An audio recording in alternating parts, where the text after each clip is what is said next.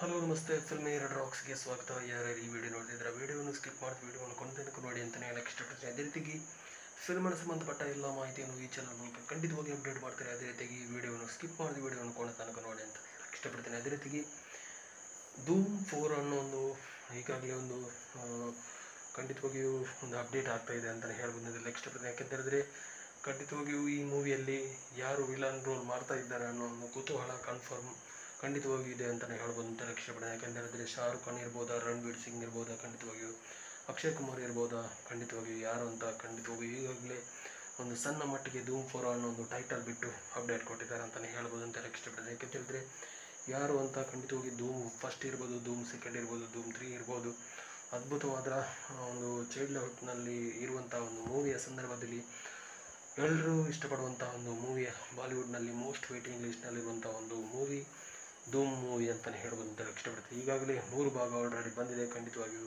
4ನೇ ಭಾಗ ಮೂವಿಯಲ್ಲಿ ಯಾರು ವಿಲನ್ ರೋಲ್ ಮಾಡ್ತಾ ಇದ್ದಾರೆ ಅನ್ನೋ ಕುತೂಹಲ ಎಲ್ಲರಿಗೂ ಇದೆ ಅಂತೆ ಅನ್ಬೋದು. ಅದೇ ರೀತಿಯಾಗಿ ಧೂಮ್ ಫಸ್ಟ್ ಇರ್ಬೋದು, ಅದ್ಭುತವಾದ ಜಾನ್ ಅಬ್ರಹಂ ರವರು ರೋಲ್ ನಿಭಾಯಿಸಿದ್ದಾರೆ. ಅದೇ ರೀತಿಯಾಗಿ ಜೂನ್ 2ರಲ್ಲಿ ಹೃತಿಕ್ ರೋಷನ್ ರವರು ಅಭಿನಯಿಸಿದ್ದಾರೆ. ಅದೇ ರೀತಿಯಾಗಿ ಧೂಮ್ 3ಯಲ್ಲಿ ಅಮೀರ್ ಖಾನ್ ಅವರು ವಿಲನ್ ರೋಲ್ ನಡೆಸಿದ್ದಾರೆ ಅಂತಲೇ ಹೇಳ್ಬೋದು.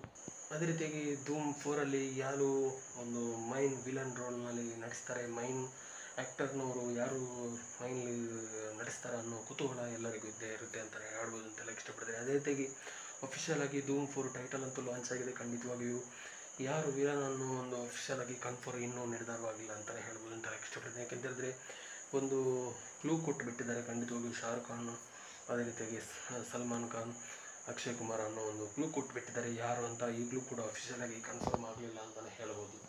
ಏನೇ ಆಗಲಿ ಇಂಥ ಒಂದು ಮೂವಿಗಳಲ್ಲಿ ಅಭಿಷೇಕ್ ಬಚ್ಚನ್ನನ್ನು ಕೈ ಬಿಡುವಂಥ ಒಂದು ಕೆಲವು ಸುದ್ದಿಗಳು ಹರಿದಾಡ್ತಿವೆ. ಖಂಡಿತವಾಗಿಯೂ ಧೂಮ್ 4ರಲ್ಲಿ ಅಭಿಷೇಕ್ ಬಚ್ಚನ್ ಖಂಡಿತವಾಗಿಯೂ ಯಾವುದೇ ಎಲ್ಲ ಮೂವಿಗಳಲ್ಲಿ ಖಂಡಿತವಾಗಿ ಅಭಿಷೇಕ್ ಬಚ್ಚನ್ ಅವರು ಖಂಡಿತ ಇರಲೇಬೇಕು ಅನ್ನಬೇಕು ಅಂತ ಹೇಳಕ್ಕೆ ಇಷ್ಟಪಡ್ತೀನಿ. ಯಾಕೆಂತೇಳಿದ್ರೆ ಇವರ ರೋಲ್ ಆ್ಯಕ್ಚುಲಿ ಯಾರಿಗೂ ನಿಭಾಯಿಸಲಿಕ್ಕೆ ಖಂಡಿತವಾಗಿಯೂ ಕಷ್ಟ ಆಗುತ್ತೆ ಅಂತಲೇ ಹೇಳ್ಬೋದು ಅಂತ ಹೇಳಕ್ಕೆ ಇಷ್ಟಪಡ್ತೀನಿ. ಯಾಕೆಂತೇಳಿದ್ರೆ ಉತ್ತಮವಾಗಿ ಒಂದು ಪೊಲೀಸ್ನ ಒಂದು ಕಾರ್ಯ ಯಾವ ರೀತಿ ಒಂದು ನಿಭಾಯಿಸಬೇಕು ಖಂಡಿತವಾಗಿ ಆ ರೀತಿಯನ್ನು ಎಲ್ಲ ಧೂಮ್ ಮೂವಿಗಳಲ್ಲಿ ನಿಭಾಯಿಸಿದ್ದಾರೆ ಅಂತಲೇ ಹೇಳ್ಬೋದು ಅಂತ ಇಷ್ಟಪಡ್ತೀನಿ. ಅಷ್ಟರ ಮಟ್ಟಿಗೆ ವರ್ಕೌಟು ಈ ಮೂವಿಗಳಲ್ಲಿ ಟೆಕ್ನಾಲಜಿ ಮೂಲಕ ಈ ಮೂವಿ ಮಾಡಿದ್ದಾರೆ ಅಂತಲೇ ಹೇಳ್ಬೋದು ಅಂತ ಇಷ್ಟಪಡ್ತೀನಿ.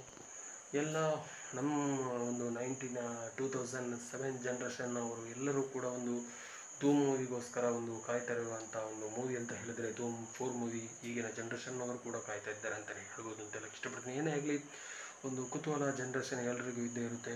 ಖಂಡಿತವಾಗಿ ಅಫಿಷಿಯಲ್ ಆಗಿ ಟೈಟಲ್ ಅಂತೂ ಲಾಂಚ್ ಆಗಿದೆ.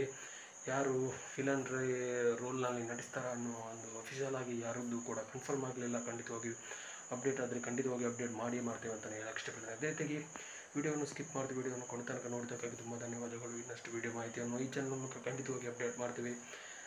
ಸಬ್ಸ್ಕ್ರೈಬ್ ಅಂತೂ ಈ ಚಾನಲ್ ನಮಗೆ ತಪ್ಪದೇ ಮಾಡಿ ಅಂತಲೇ ಹೇಳಕ್ಕೆ ಇಷ್ಟಪಡ್ತೀನಿ. Thank you so much. Love you all. ಜೈ ಹಿಂದ್.